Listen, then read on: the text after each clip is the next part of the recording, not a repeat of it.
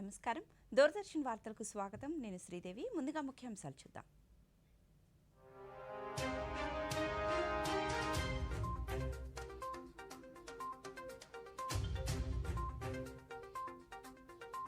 పశ్చిమ బెంగాల్లోకి వచ్చే అక్రమ వలసలను ఇక్కడి ప్రభుత్వం అరికట్టలేకపోయిందన్న ప్రధానమంత్రి.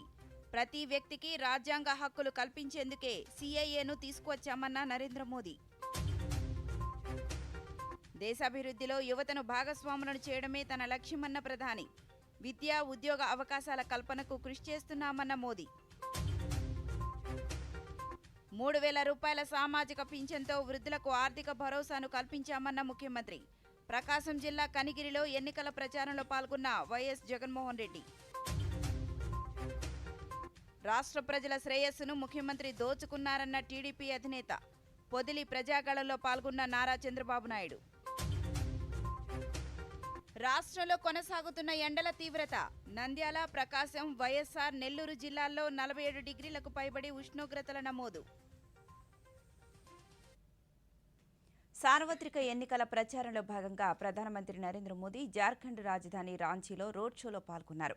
ప్రత్యేకంగా అలంకరించిన వాహనంపై కమలం గుర్తును ప్రదర్శిస్తూ ప్రధాని రోడ్ షోలో పాల్గొన్నారు. పార్టీ కార్యకర్తలు, అభిమానులు, ప్రజలు పెద్ద సంఖ్యలో రోడ్డుకి ఇరువైపులా నిల్చొని మోదీ కాన్వాయ్పై పూలవర్షం కురిపించారు. మోదీ మోదీ అంటూ నినాదాలు చేశారు. ప్రజలకు అభివాదం చేసుకుంటూ ప్రధాని ముందుకు సాగారు.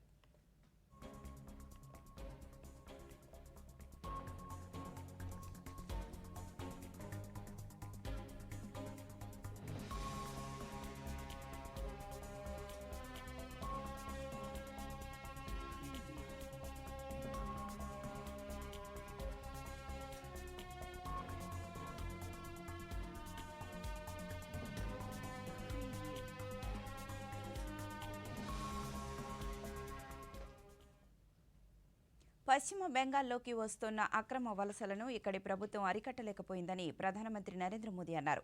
సార్వత్రిక ఎన్నికల ప్రచారంలో భాగంగా ఆయన పశ్చిమ బెంగాల్లో పర్యటిస్తున్నారు. కృష్ణానగర్లో ప్రధాని మాట్లాడుతూ రాష్ట్రంలోని బడుగు బలహీన వర్గాల అభ్యున్నతికి ఆర్థిక భరోసాను అందిస్తామని, ఇది మోదీ గ్యారంటీ అని చెప్పారు. దేశంలో ఉన్న ప్రతి వ్యక్తికి రాజ్యాంగ హక్కులు కల్పించేందుకు సిఏఏను తీసుకువచ్చామని, అయితే రాష్ట్రంలోని తృణమూల్ కాంగ్రెస్ పార్టీ దీనిని వ్యతిరేకిస్తుందన్నారు. టీఎంసీ హిందువులను ద్వితీయ శ్రేణి పౌరులుగా పరిగణించిందన్నారు. పశ్చిమ బెంగాల్లో టీఎంసీ, కాంగ్రెస్ పార్టీలు అవినీతికి పాల్పడుతూ ఓటు బ్యాంకు రాజకీయాలు చేస్తున్నాయని, ప్రతిపక్షాలు దేశాన్ని అభివృద్ధి చేయలేవన్నారు. आधी सेंचुरी करना मुश्किल है।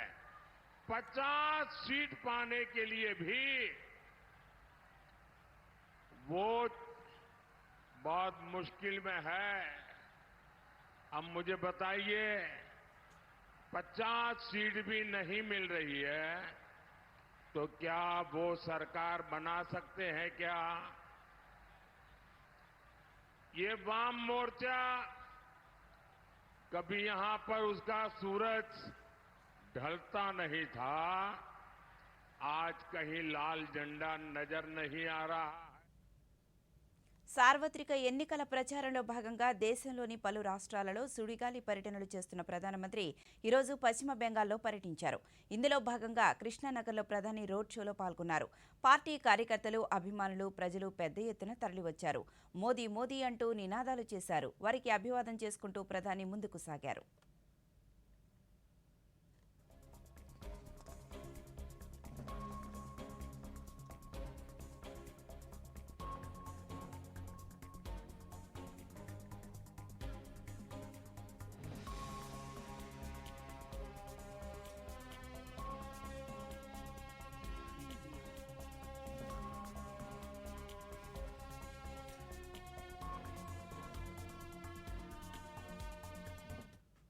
యువతకు విద్యా ఉద్యోగ అవకాశాలు కల్పించి వారిని దేశాభివృద్ధిలో భాగస్వామ్యులను చేయడమే తన లక్ష్యమని ప్రధానమంత్రి నరేంద్ర మోదీ అన్నారు. పశ్చిమ బెంగాల్లోని బోల్పూర్లో జరిగిన ఎన్నికల ప్రచార సభలో ప్రధాని మాట్లాడుతూ 2014కు ముందు గ్లోబల్ యూనివర్సిటీ ర్యాంకింగ్స్లో భారత్లోని 4-5 యూనివర్సిటీలు మాత్రమే ఉండేవని ఇప్పుడు వాటి సంఖ్య 70కి చేరిందన్నారు. అలాగే మొదటి 50 స్థానాల్లో కూడా వచ్చే అవకాశం ఉందన్నారు.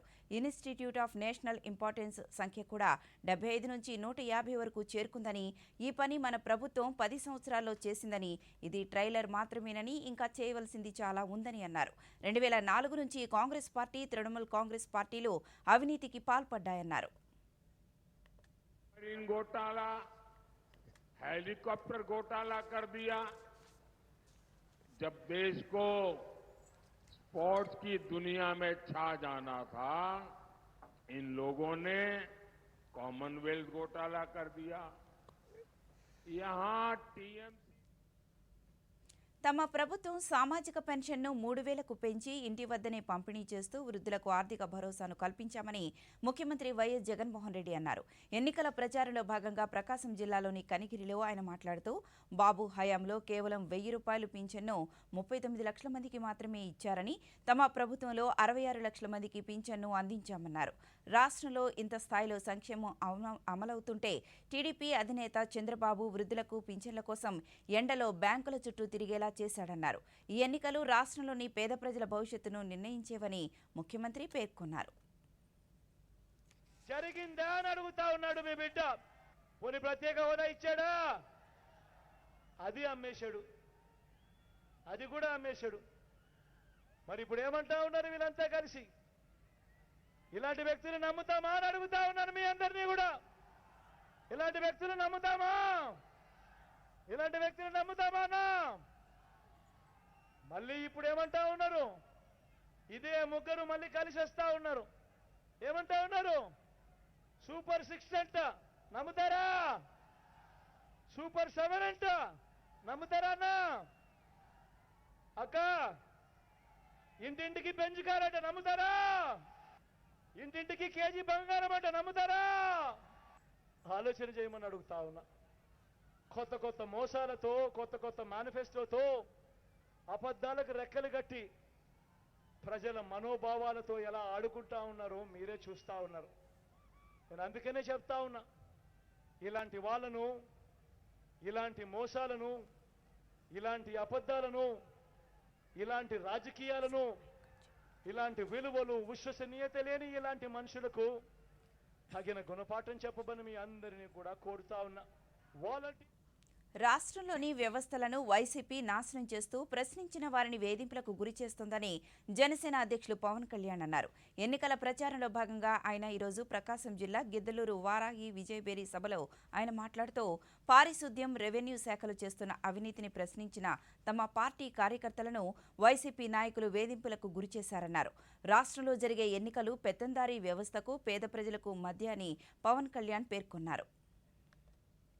ఆంధ్రప్రదేశ్ ఉంది అంటే జన సైనికుల గుండె ధైర్యం, జన సైనికుల గుండె బలం. కూటమిది నదుల అనుసంధానం, ప్రాజెక్టులను అనుసంధానం చేయాలని, మనకి తెలుగు గంగా గుడ్లమోటు ప్రాజెక్టు అనుసంధానం దశాబ్దాల కళ. సరైన వాళ్ళు కాంట్రాక్టుల కోసం జల దోపిడీలు చేసేవాళ్ళు కాదు. తెలుగు గంగా గుడ్లమోటుని రెండింటినీ అనుసంధానం చేయగలిగే కూటమి ఇది. సమయం పట్టినా కానీ నేను మీకు మాటిస్తున్నా, మేము కూటమి నుంచి ఈ బాధ్యతని పూర్తి చేస్తాం. వెలుగొండ ప్రాజెక్ట్ని ఖాళీగా వదిలేశాడు, సొరంగాలు ఖాళీ చేశాడు, ఉత్తి సొరంగాలను ఓపెన్ చేశాడు. కూటమి ప్రభుత్వం రాగానే వెలుగొండ ప్రాజెక్టుకి నీళ్లు నింపి మొత్తం ఎక్కడైతే అవసరం ఉన్నాయో మొత్తం దాన్ని పచ్చగా పొలాలకి సాగునీరు అందించేలా మనకి బాధ్యత తీసుకుందాం. మన ప్రభుత్వం రాగానే యువతకి చెప్తున్నాను, మెగా డిఎస్సి నోటిఫికేషన్ విడుదల చేయిస్తాం. వచ్చి రాగానే మొదటి సంతకం మెగా డిఎస్సి నోటిఫికేషన్. 20 లక్షల ఉద్యోగాలని మనకి 5 సంవత్సరాల్లో చేసే బాధ్యత, ఇచ్చే బాధ్యత కూటమి ప్రభుత్వం తీసుకుంటుంది. ఇదే ప్రకాశం జిల్లాలో 2013 బ్యాచ్కి చెందిన కానిస్టేబుల్ ఉదయ్ కృష్ణారెడ్డి ఈ మధ్యన సివిల్స్ లో 780 ర్యాంక్ సాధించాడు. అంటే ఒక కష్టం, ఒక అవమానం ఉదయ్ కృష్ణారెడ్డిని ఒక మాట అనిపిస్తే పై అధికారులు పంతం పట్టి 786 ర్యాంకు సంపాదించాడు. అందరూ కుల గణాంకాలు తీసుకుంటారు. కుల గణాంకాలతో పాటు నేను కోరుకుంటుంది ప్రతిభా గణాంకాలు. మీలో ఏ సమర్థత ఉంది, ఏ ప్రతిభ ఉంది, ఏ అభిరుచి ఉంది, ఆ లెక్కలు కూడా తీసుకుంటాం. మన ప్రతి చోట ఒక ఉదయ్ కృష్ణారెడ్డి లాంటి బలమైన యువతని బయటికి తీసుకొచ్చే బాధ్యత ఈ ప్రతిభా గణాంకాలు తీసుకుంటాయి. ఆరోగ్యశ్రీ పథకం కింద హాస్పిటల్స్ కి 1200 కోట్ల రూపాయలు ఎక్కొట్టాడు. అదే మన కూటమి ప్రభుత్వం ఒక్కొక్క కుటుంబానికి మనకి హెల్త్ ఇన్సూరెన్స్ ఇప్పటిదాకా రాష్ట్రంలో కాదు రాష్ట్ర ప్రభుత్వ ఉద్యోగులకు వైసీపీ ప్రభుత్వం తీరని అన్యాయం చేసిందని ఉద్యోగుల గొంతు నొక్కి వారి హక్కులను కాలరాస్తున్నారని కాంగ్రెస్ పార్టీ రాష్ట్ర అధ్యక్షురాలు వైఎస్ షర్మిలారెడ్డి పేర్కొన్నారు. కడపలో ఆమె మీడియాతో మాట్లాడుతూ 5 ఏళ్లలో ఇచ్చిన ఒక్క హామీని కూడా వైఎస్ఆర్ కాంగ్రెస్ పార్టీ నెరవేర్చలేదన్నారు. 5 ఏళ్లలో 1వ తారీఖున జీతాలు ఒక్కసారైనా ఇచ్చారా అని ఆమె ప్రశ్నించారు. ఇక ఈసారైనా ప్రభుత్వ ఉద్యోగులు ఆలోచన చేయాలని, కాంగ్రెస్ అధికారంలోకి వస్తేనే ఉద్యోగులకు మంచి కాలం వస్తుందని పేర్కొన్నారు. అన్నట్టు మోకాలొంగి వీళ్ళ ముందు బ్రతకాలి అన్నట్టుగా వ్యవహరిస్తున్నారు. ఈ రోజు ప్రభుత్వ ఉద్యోగస్తులు ఇంతమంది లక్షల మంది ఉండి కూడా అసంతృప్తిగా ఉన్నారు అన్నమాట వాస్తవం. వారి గొంతుని నొక్కేస్తూ వారి హక్కులని కాలరాస్తూ ఈ రోజు ప్రభుత్వం వ్యవహరిస్తున్న తీరు దారుణం. ఇన్ని సంవత్సరాలుగా జగన్మోహన్ రెడ్డి గారు అమలు చేస్తానని చెప్పి కూడా ఇన్ని సంవత్సరాలుగా వాళ్ళు మాకు సిపిఎస్ వద్దు, మాకు ఓపీఎస్ఏ కావాలి అని వాళ్ళు ఇంతగా అడుగుతున్నా, వాస్తవానికి కొట్లాడుతున్నా, పదే పదే ఈ అంశాన్ని లేవనెత్తుతున్న ప్రభుత్వం మొండి వైఖరి వల్ల ఈ రోజు వరకు వాళ్ళను తిప్పించుకుంటున్నారు తప్పితే వాళ్ళ మొర వినింది లేదు, ఆలకించింది లేదు. మరి 5 సంవత్సరాలు ప్రభుత్వంలో ఉన్నారు. మరి 5 సంవత్సరాలుగా వాళ్ళ డిమాండ్స్ లో ఏ ఒక్కటైనా మీరు నెరవేర్చారో లేదో ప్రభుత్వం సమాధానం చెప్పాలి. కనీసం మెడికల్ బిల్స్ కూడా దాదాపు 150 కోట్ల రూపాయలు వాళ్ళ మెడికల్ బిల్స్ కూడా మీరు బకాయిలుగా పెట్టారు. లీవ్ కు సంబంధించి 2000కు పైగా ఎంప్లాయీస్ కు చెల్లించాల్సిన అవసరం ఉన్నా ఇంతవరకు చెల్లించడం లేదు. ఇలా దాదాపు 22,000 కోట్ల రూపాయలు ఉద్యోగస్తులకి ప్రభుత్వం బాకీ ఉంది. మరి వీటి గురించి ఎందుకు ప్రభుత్వం స్పందించడం లేదు? వాళ్లకు సంబంధించి హెచ్ఆర్ఏ అయితే వాళ్ళ కనీస హక్కు, కానీ దాంట్లో కూడా కోత విధించింది ప్రభుత్వం. ప్రధానమంత్రి నరేంద్ర మోదీ రాష్ట్ర పర్యటన వివరాలను బీజేపీ రాష్ట్ర ప్రధాన అధికార ప్రతినిధి లంకా దినకర్ వివరించారు. విజయవాడలో ఆయన మీడియాతో సమావేశంలో మాట్లాడుతూ ఈ నెల 6వ తేదీ ప్రధాని రాజమహేంద్రవరం విమానాశ్రయానికి చేరుకుంటారు. అనంతరం రాజమండ్రి పార్లమెంటు బీజేపీ అభ్యర్థి దగ్గుబాటి పురంధేశ్వరి తరపున ప్రచారంలో పాల్గొంటారు. అదే రోజు సాయంత్రం విశాఖపట్నంలోని అనకాపల్లిలో ఎన్నికల ప్రచారంలో పాల్గొంటారు. 8వ తేదీ రాజంపేటలో బీజేపీ పార్లమెంటు అభ్యర్థి నల్లారి కిరణ్ కుమార్ రెడ్డికి మద్దతుగా సభలో పాల్గొంటారు. అదే రోజు సాయంత్రం విజయవాడలోని ఇందిరాగాంధీ మున్సిపల్ స్టేడియం నుంచి నిర్వహించనున్న రోడ్ షోలో పాల్గొంటారని లంకా దినకర్ తెలిపారు. అక్కడి నుంచి సభా ప్రాంగణం వేమగిరి జాతీయ రహదారి 16 రాజమండ్రి రూరల్ అసెంబ్లీ వద్ద మధ్యాహ్నం 3:30 చేరుకొని రాజమండ్రి పార్లమెంట్ బీజేపీ అభ్యర్థిని శ్రీమతి దగ్గుబాటి పురంధేశ్వరి గారు, ఎన్డీఏ మిత్రపక్షాల నాయకులైనటువంటి చంద్రబాబు నాయుడు గారు మరియు పవన్ కళ్యాణ్ గారులతో కలిసి ప్రజల్ని ఉద్దేశించి ఎన్డీఏ ఎంపీ మరియు ఎమ్మెల్యేల అభ్యర్థుల విజయాన్ని కాంక్షించి ప్రసంగిస్తారు. ఈ నెల 6వ తేదీ సాయంత్రం 5:45 విశాఖపట్నం ఎయిర్పోర్ట్కి గౌరవ ప్రధానమంత్రి నరేంద్ర మోడీ గారు చేరుకొని 5:55 సాన్ యుఫోరియా లేఅవుట్. శ్రీ సత్యసాయి జిల్లా పుట్టపర్తి నియోజకవర్గ స్వతంత్ర అభ్యర్థి వేణుగోపాల్ ఎన్నికల ప్రచారం నిర్వహించారు. ఈ సందర్భంగా ఆయన మాట్లాడుతూ సామాన్య రైతు కుటుంబం నుంచి వచ్చిన తనకు రైతుల ఇబ్బందులు తెలుసునని వాటి పరిష్కారమే లక్ష్యంగా పనిచేస్తానన్నారు. అలాగే నియోజకవర్గంలో ఉన్న సమస్యల పరిష్కారానికి కృషి చేస్తానని తెలిపారు.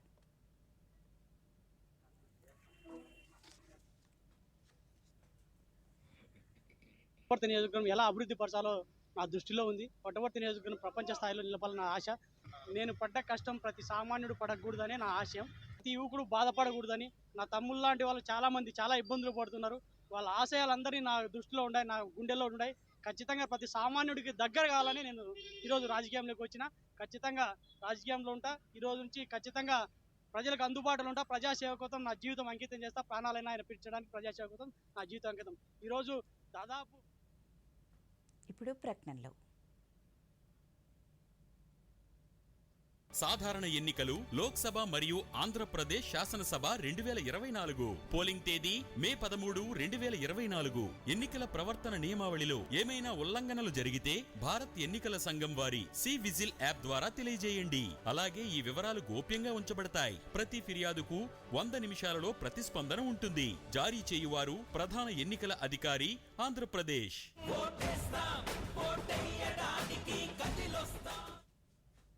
మీ భద్రత మాకు అమూల్యమైనది.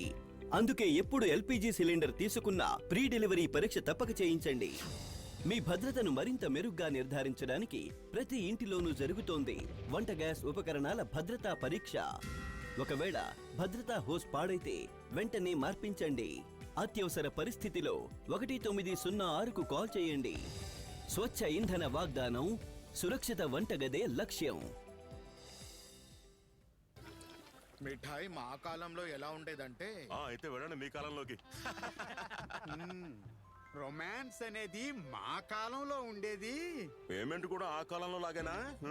ఏమండి, డిజిటల్ పేమెంట్ నేర్చుకోండి. కొత్త కాలానిది ఈజీ, సేఫ్ మరియు ఫాస్ట్. నేనైతే వీరికి డిజిటల్ పేమెంట్ చేయడం నేర్పించాను. మరి మీరు రండి సెల్ఫీ తీసుకుందాం. ఇది మా తరానిది. ఆర్బీఐ చెప్తుంది ఈ డిజిటల్ పేమెంట్ వాడండి, ఇతరులకు నేర్పించండి. Welcome back. రాష్ట్ర వ్యాప్తంగా ఎన్నికలు జరుగుతున్న క్రమంలో అందరి దృష్టిని ఆకర్షిస్తున్న నియోజకవర్గం పిఠాపురం నియోజకవర్గం. కాకినాడ జిల్లాలోని ఈ నియోజకవర్గంపైనే అందరి దృష్టి కేంద్రీకృతమై ఉంది. ఇందుకు ప్రధాన కారణం జనసేన అధ్యక్షులు పవన్ కళ్యాణ్ పిఠాపురం నుండి పోటీ చేస్తుండడమే. పిఠాపురం నియోజకవర్గంలోని ఓటర్లు ఎప్పుడూ కొత్తదనాన్ని కోరుకుంటారనడానికి వారి విలక్షణమైన తీర్పులే నిదర్శనం. పిఠాపురం నియోజకవర్గ రాజకీయ ముఖచిత్రంపై దూరదర్శన్ అందిస్తున్న ప్రత్యేక కథనం ఇప్పుడు చూద్దాం.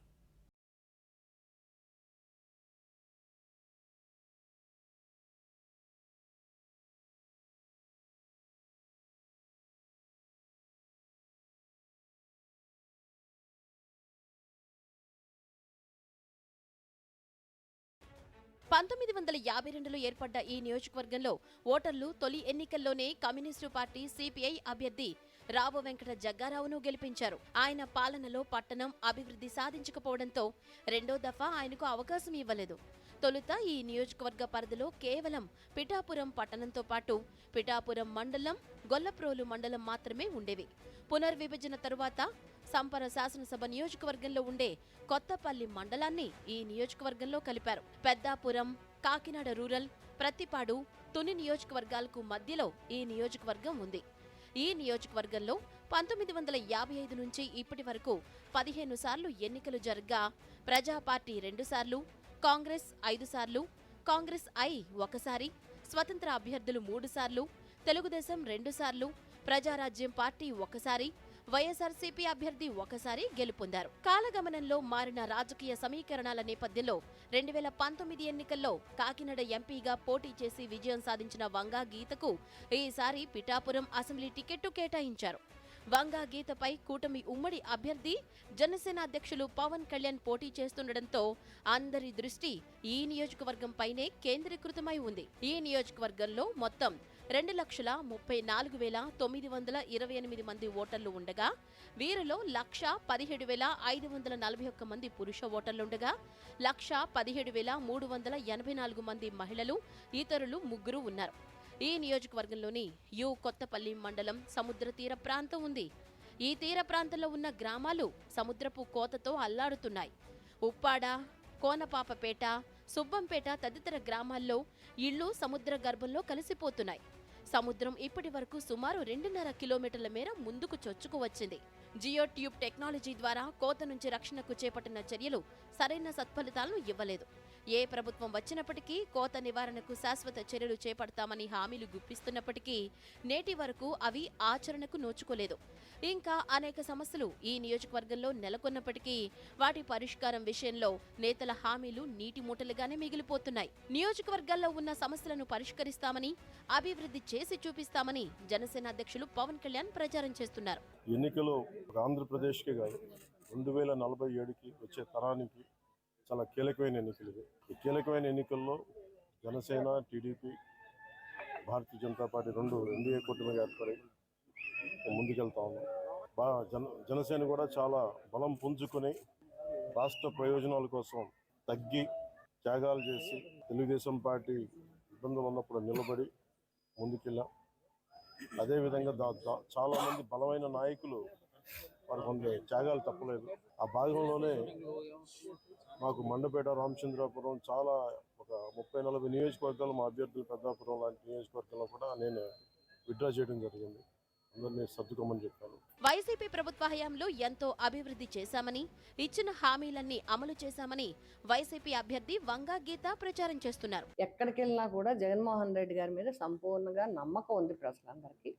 ఆయన చెప్పిన మాట చెప్పినట్టుగా అధికారంలోకి వచ్చినప్పటి నుంచి ఇంచుమించుగా మొన్న ఎలక్షన్ వచ్చే వరకు కూడా ఏమైతే చెప్పారో అవన్నీ కూడా చేసి చూపించారని ఒకటి. అంతేకాకుండా సామాజికంగా ప్రజలు ఎదగటానికి ఒక మంచి ప్లాన్ తయారు చేసి ఆ విధంగా ప్రజలందరికీ కూడా విశ్వాసాన్ని కలిగించారు. ఒకటి విద్యా వైద్యం మాత్రమే కాకుండా ఎడ్యుకేషన్ అంటే ఏదో పుస్తకాలు ఇచ్చేయడం, భోజనం పెట్టేయడం అవి కాదు.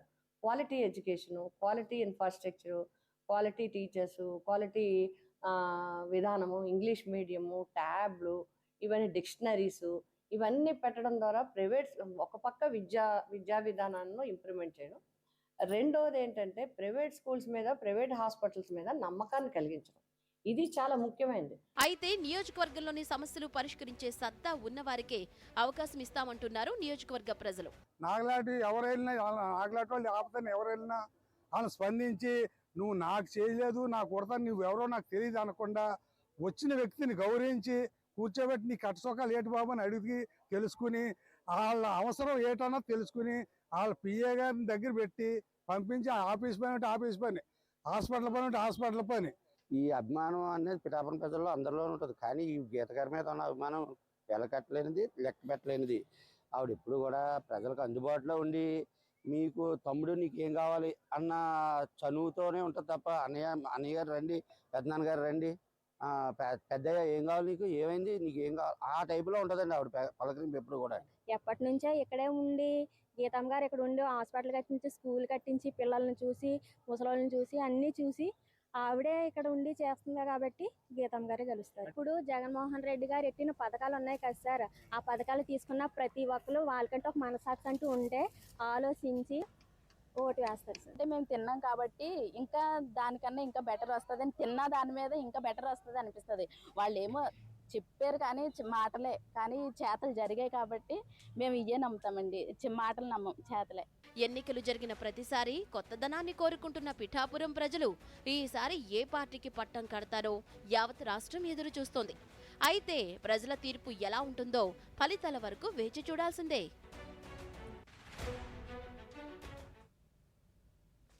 రాష్ట్రంలో మే 13న జరిగే ఎన్నికల్లో ప్రతి ఒక్కరూ తమ ఓటు హక్కును వినియోగించుకోవాలని గుంటూరు పశ్చిమ నియోజకవర్గ రిటర్నింగ్ అధికారి చేకూరి కీర్తి అన్నారు. ఇందుకోసం కేంద్ర ఎన్నికల కమిషన్ అనేక కార్యక్రమాలు చేపట్టిందన్నారు. గుంటూరులో ఆమె దూరదర్శన్తో మాట్లాడుతూ 85 ఏళ్లు పైబడిన వృద్ధులు, 40% కన్నా ఎక్కువ అంగవైకల్యం కలిగిన వారు ఓటు హక్కును వినియోగించుకునేందుకు హోమ్ ఓటింగ్ పద్ధతిని అందుబాటులోకి తీసుకువచ్చిందన్నారు. గుంటూరు పరిధిలో 97 మంది హోమ్ ఓటింగ్కు దరఖాస్తు చేసుకున్నారని, వారందరి చేత ఇంటి వద్ద ఓటు వేయిస్తున్నామని ఆమె వివరించారు. నియోజకవర్గానికి సంబంధించి 97 మంది హోమ్ ఓటింగ్ ప్రాసెస్కి ఆప్ట్ చేసుకున్నారు. Election commission of India first time ఎవరైతే 85 ఏళ్ళు దాటిన వాళ్ళు ఉన్నారో, లేదంటే పీడబ్ల్యూడి పోలింగ్ బూత్కి వచ్చి ఓటు వేయలేని వాళ్ళు ఎవరైతే ఉన్నారో వాళ్ళకి అవకాశం కల్పించి ఇంటికే మనం టీం వచ్చి పోలింగ్ ప్రాసెస్ అనేది ఇంట్లోనే చేయడం జరుగుతుంది అని ఈసారి ఫస్ట్ టైం ఇంట్రడ్యూస్ చేసిన హోమ్ ఓటింగ్. మన గుంటూరు ఈస్ట్కి సంబంధించి 97 మంది అప్లై చేసుకున్నారు. మనము రిటర్నింగ్ ఆఫీసర్ తరఫు నుంచి 5 టీమ్స్ ఆఫ్ సీనియర్ గెజెటెడ్ ఆఫీసర్స్ని వైఎస్ఆర్ జిల్లాలో ఎన్నికలు ప్రశాంత వాతావరణంలో నిర్వహించేందుకు అన్ని ఏర్పాట్లు చేస్తున్నామని జిల్లా ఎన్నికల రిటర్నింగ్ అధికారి కలెక్టర్ విజయరామరాజు తెలిపారు. కలెక్టరేట్లో ఆయన మీడియాతో మాట్లాడుతూ ఎన్నికల విధులలో పాల్గొనే సిబ్బందికి పూర్తి స్థాయిలో శిక్షణ ఇచ్చామన్నారు. పోలింగ్ కేంద్రాలను వెబ్ స్క్రీనింగ్ చేశామన్నారు. మొదటిసారి ఓటు హక్కు వినియోగించుకునే వారికి ఓటు విలువ తెలిసేలా పత్రికలు, మీడియా ఛానళ్లు కథనాలు ప్రచురించాలని సూచించారు. కన్ఫర్మ్ అయిపోయిన తర్వాత పోస్టల్ బ్యాలెట్ కన్ఫర్మేషన్స్, ప్రింటింగ్స్ అన్నీ కంప్లీట్ చేసుకున్నాం. నిన్న ఈరోజు ఆల్ పిఓ, ఏపీఓ ట్రైనింగ్స్ అన్నీ కూడా కంప్లీట్ అయిపోవడం జరిగింది.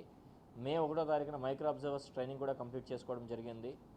ఇప్పుడు ముఖ్య ఘట్టం ఏంటంటే 5th, 6th, 7th ఈ 3 రోజులు సంబంధించుకొని మనకి సుమారు జిల్లాలో చాలా డీటెయిల్డ్ ఎక్సర్సైజ్ చేశాం కాబట్టి దగ్గర 23,203 మంది వరకు మనకి పోస్టల్ బ్యాలెట్, హోమ్ ఓటింగ్, అలాగే సెక్యూరిటీ ఫోర్సెస్ సంబంధించిన ఓటింగ్కి సంబంధించిన పోస్టల్ బ్యాలెట్ రెడీ చేయించుకోవడం జరిగింది.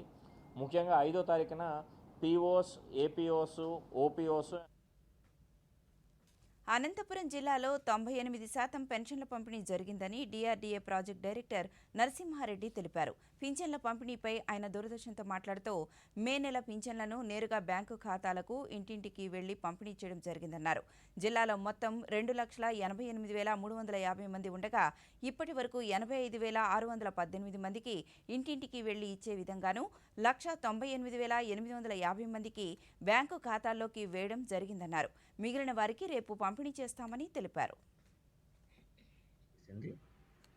అందులో భాగంగా 2 విధాలుగా ఈ నెల పంపిణీ జరుగుతోంది. దాదాపుగా 86,000 మంది పెన్షనర్లకు, వాళ్ళు వికలాంగులు కావచ్చు, లేకపోతే మంచానికి పరిమితమైన వాళ్ళు కావచ్చు, వ్యాధిగ్రస్తులు కావచ్చు, ఈ దాదాపు 86,000 మంది పెన్షనర్లకు ఇంటింటికి వెళ్ళి సచివాలయం సిబ్బంది పంపిణీ చేయడం జరుగుతుంది. సుమారు 2 లక్షల పింఛన్దారులకు డైరెక్ట్ బెనిఫిట్ ట్రాన్స్ఫర్ ద్వారా వారి ఆధార్ కార్డుకు లింక్ చేయబడిన బ్యాంకు ఖాతాలకు డబ్బులు జమ చేయడం జరిగింది. ఈ 2 లక్షల పింఛన్దారులకు ఎవరికైతే ఆధార్ కార్డు మానవ అక్రమ రవాణాను అరికట్టేందుకు అధికారులు సంబంధిత శాఖల సమన్వయంతో పనిచేయాలని ఏలూరు న్యాయ సేవాధికార సంస్థ జిల్లా కార్యదర్శి కె రత్నప్రసాద్ పేర్కొన్నారు. ఏలూరులో మానవ అక్రమ రవాణాపై నిర్వహించిన సెమినార్లో ఆయన మాట్లాడుతూ తల్లి, తండ్రి లేని 15 ఏళ్లలోపు చిన్నారులు ఎక్కువగా మానవ ఆక్రమణకు గురవుతున్నారన్నారు. వీరిని గుర్తించి కౌన్సిలింగ్ ఇవ్వాలని అధికారులకు సూచించారు. మానవ అక్రమ రవాణా, హ్యూమన్ ట్రాఫికింగ్ గురించి ఒక సమావేశం ఏర్పాటు జరిగింది. ఈ సమావేశం ఇక్కడ Eluru district legal service authority భవన్లో జరిగింది. ఈ సమావేశంలో మేము ముఖ్యంగా చర్చించిన అంశాలు ఏమిటంటే, ఈ ఏరియాలో స్వధార్ అంటే వాళ్ళకి పునరావాస కేంద్రం, విక్టిమ్స్కి ఎవరైతే బాధితులు ఉన్నారో మహిళలు, వాళ్ళకి పునరావాస కేంద్రం లేదు. దాన్ని ఇక్కడికి ఏర్పాటు చేసే దిశగా ప్రయత్నం చేద్దామని రిప్రజెంటేషన్ కలెక్టర్ గారి దృష్టిలో పెడదామని చెప్పి.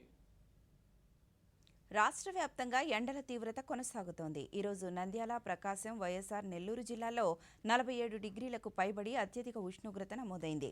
నంద్యాల జిల్లాలోని గోస్పాడు, బండి ఆత్మకూరులో 47.7 డిగ్రీలు, ప్రకాశం జిల్లా అర్ధవీడులో, వైఎస్ఆర్ జిల్లా చిన్న చెప్పలిలో, నెల్లూరు జిల్లా వేపినాపి, అక్కమాంబాపురంలో 47 డిగ్రీలకు పైబడి అధిక ఉష్ణోగ్రతలు నమోదైనట్లు రాష్ట్ర విపత్తుల నిర్వహణ సంస్థ మేనేజింగ్ డైరెక్టర్ వెల్లడించారు. అలాగే 15 జిల్లాల్లో 44 డిగ్రీలకు పైబడి ఉష్ణోగ్రత నమోదైనట్లు తెలిపారు.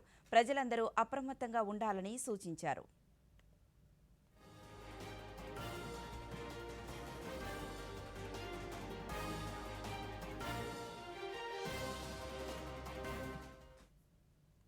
నరేంద్ర మోదీ నాయకత్వంలో దేశం ఎన్నో చారిత్రాత్మక విజయాలను సాధించిందని బీజేపీ సీనియర్ నేత అమిత్ షా అన్నారు. మహారాష్ట్రలోని రలాగిరి ఎన్నికల సభలో మాట్లాడుతూ ట్రిపుల్ తలాక్, 370 రద్దు వంటి సాహసోపేత నిర్ణయాలు తీసుకున్నామన్నారు. అయోధ్యలో రామమందిర నిర్మాణానికి మద్దతు ఇవ్వని కాంగ్రెస్ పార్టీ మహారాష్ట్రలో ఓటు రాజకీయాలు చేస్తుందన్నారు.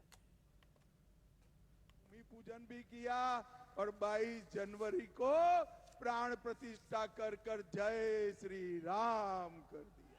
भाई और बहनों, मैं उद्धव ठाकरे को बता सकता हूं, पूछ सकता हूं और पूछना भी चाहता हूं, क्या उद्धव ठाकरे जी मुंबई में सभा कर कर कह सकते हैं अयोध्या में राम मंदिर बना वो अच्छा हुआ? पूछ सकते हैं क्या? नहीं पूछ सकते। మరోవైపు కాంగ్రెస్ పార్టీలో ఉత్కంఠ రేపిన రాయ్బరేలీ, అమేథీ అభ్యర్థులను ప్రకటించడంతో అక్కడి సందిగ్ధత వీడింది. రాయ్బరేలీ నుంచి కాంగ్రెస్ అగ్రనేత రాహుల్ గాంధీ పోటీ పడుతున్నారు. ఈరోజు నామినేషన్ సైతం దాఖలు చేశారు. ఆయన వెంట తల్లి సోనియా గాంధీ, సోదరి ప్రియాంక గాంధీ వాద్రా తదితరులు తరలివచ్చారు. మరోవైపు అమేథీ లోక్సభ స్థానం నుంచి కిషోర్ లాల్ శర్మ సైతం నామినేషన్ దాఖలు చేశారు.